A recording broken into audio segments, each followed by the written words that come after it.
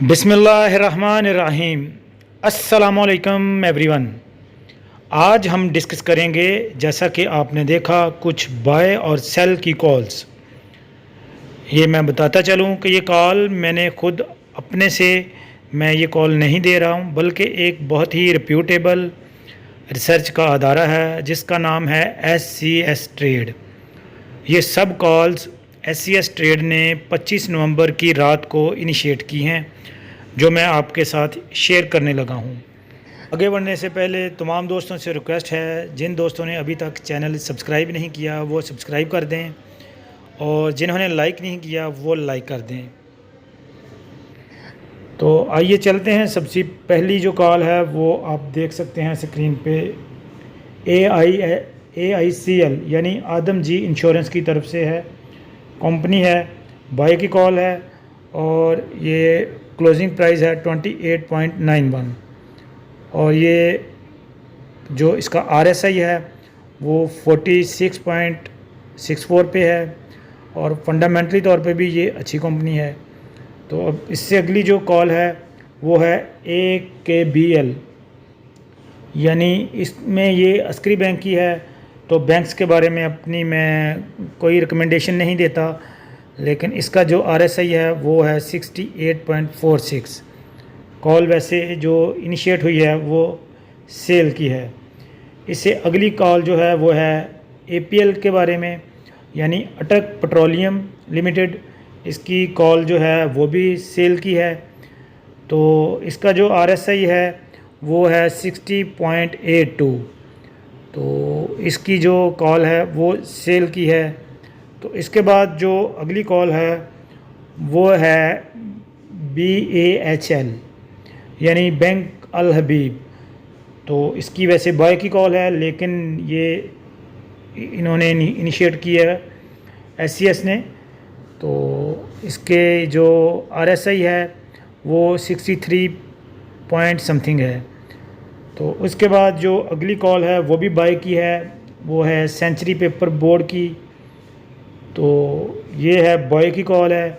तो इसका RSI जो है वो है 55 पॉइंट समथिंग, और इसकी जो फंडामेंटली तौर पे अच्छी कंपनी है, और इसकी जो मैकडी की है वो भी बाय की कॉल है। तो चलते हैं इससे अगली कॉल की तरफ। तो इससे अगली कॉल है ISL, यानी इंटरनेशनल स्टील्स लिमिटेड।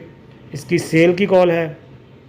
तो इसका जो RSI है वो है 55.13, और इसकी जो क्लोजिंग प्राइस है वो है 49.19। फंडामेंटली तौर पे ये अच्छी कंपनी है। तो इसके बाद जो अगली कॉल है वो है K इलेक्ट्रिक की तरफ से, कंपनी है K इलेक्ट्रिक, सेल की कॉल है। तो इसका जो RSI है वो 42 पॉइंट समथिंग है, और फंडामेंटली तौर पे ये कंपनी ना बहुत अच्छी है और ना ही बहुत बुरे हालात हैं इसके। तो इससे जो अगली कॉल है वो है लोटे केमिकल की, बाय की कॉल है। तो क्लोजिंग प्राइस 30.81 पे इसकी कॉल है।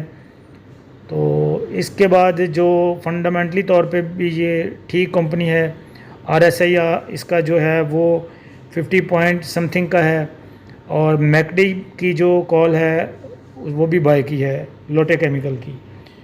तो लेकिन लोटे केमिकल के बारे में मैं बताता चलूँ कि ये काफ़ी ओवर वैल्यूड है, तो ये ना ही ख़रीदें तो ज़्यादा बेहतर है। तो इससे जो अगली कॉल है वो है PGLC, यानी पाक गल्फ लीजिंग कंपनी की। तो सेल की कॉल है। इसकी जो क्लोजिंग प्राइस है वो है 8.7। तो इसका RSI 58 पॉइंट समथिंग है।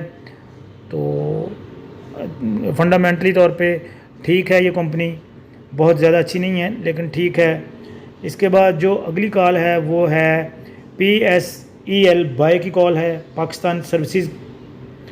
तो इसके जो क्लोजिंग प्राइस है 693.37, और इसका RSI जो है वो 27.81 पे है। तो इसमें आप एंट्री ले सकते हैं, क्योंकि इसकी जितने भी टेक्निकल्स हैं ये सारे, इनकी मैकडी की भी बाय की कॉल है।